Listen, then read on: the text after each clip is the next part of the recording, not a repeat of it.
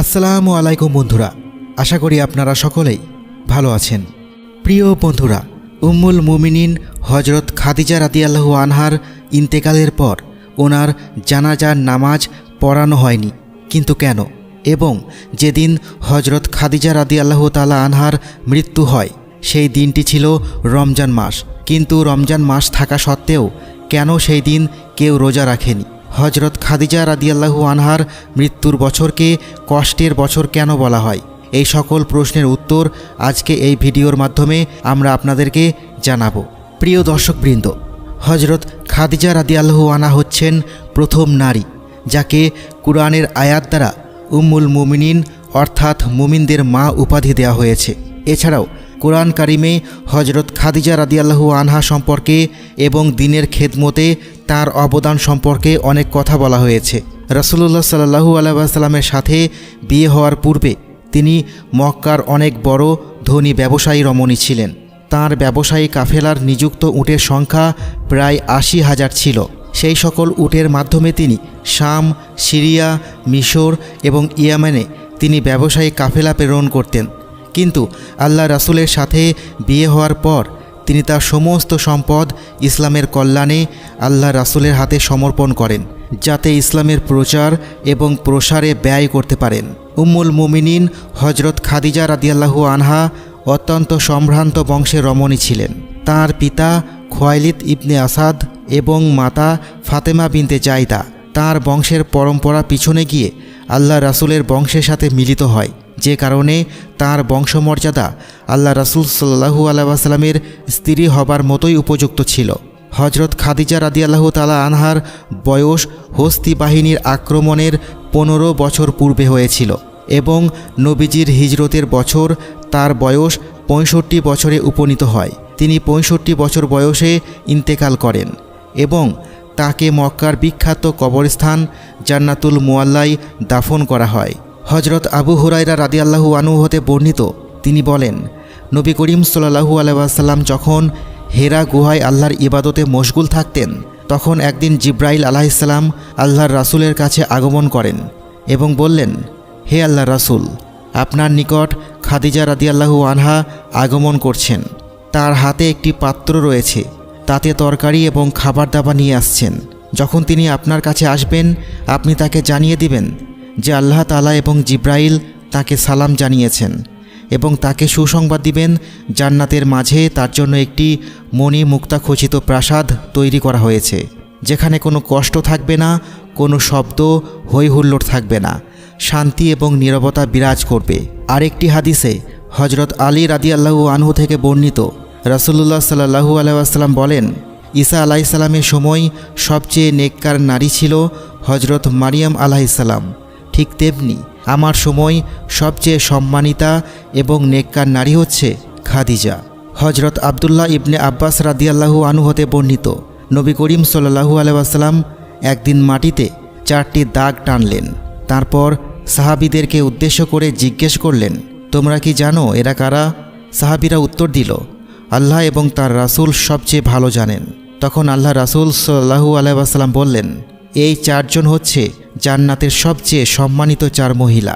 একজন হচ্ছে খাদিজা বিনতে খুয়াইলিদ, দ্বিতীয়জন ফাতিমা বিনতে মুহাম্মদ, তৃতীয়জন ফেরাউনের স্ত্রী আসিয়া এবং চতুর্থ হজরত মারিয়াম বিনতে ইমরান।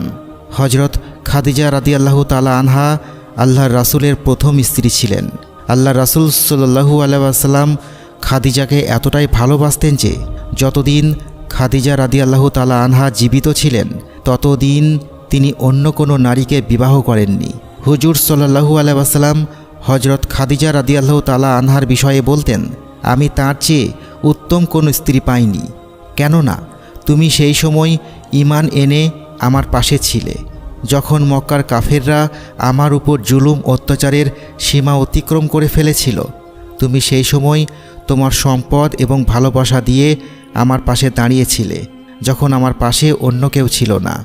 এছাড়াও আল্লাহ তাআলা আমার সকল সন্তানের জননী তোমাকে বানিয়েছেন।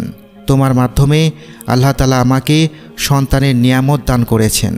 আল্লাহ রাসূল সাল্লাল্লাহু আলাইহি ওয়াসাল্লাম এবং খাদিজা রাদিয়াল্লাহু তাআলা আনহার মধ্যকার বন্ধন এবং ভালোবাসা ছিল অসীম। হজরত খাদিজা রাদিয়াল্লাহু তাআলা আনহার ইন্তেকালের পর তার জানাজার নামাজ আদায় করা হয়নি।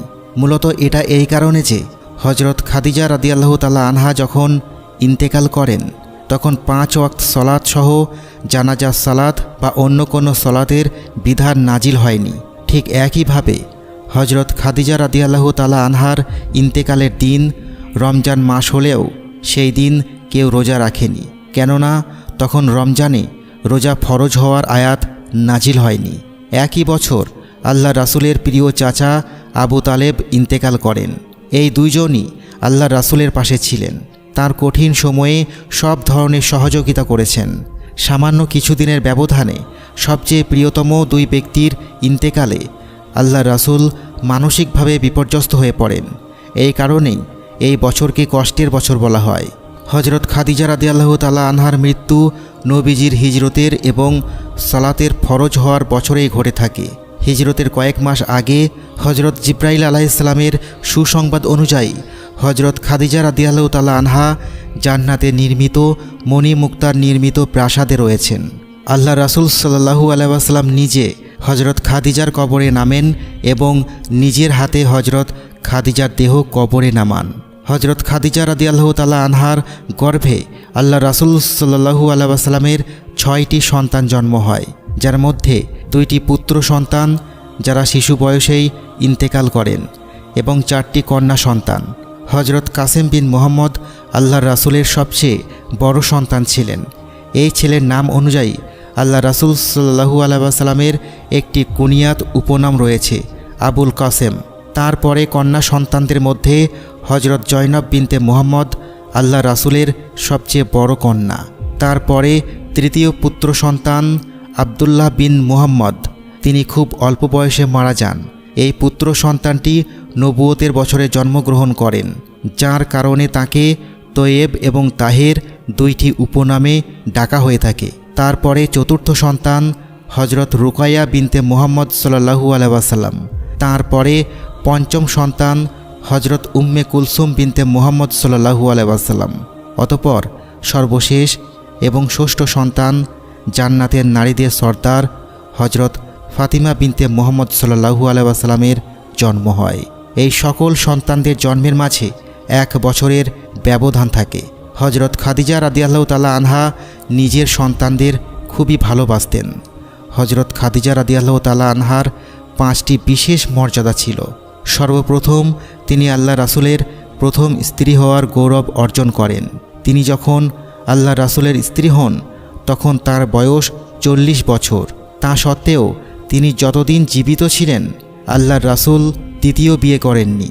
বন্ধুরা, আল্লাহ তাআলার কাছে এই দোয়া করি যেন আমাদেরকে কিয়ামতের দিন আল্লাহ রাসূলের শাফায়াত নসিব করেন। আমিন।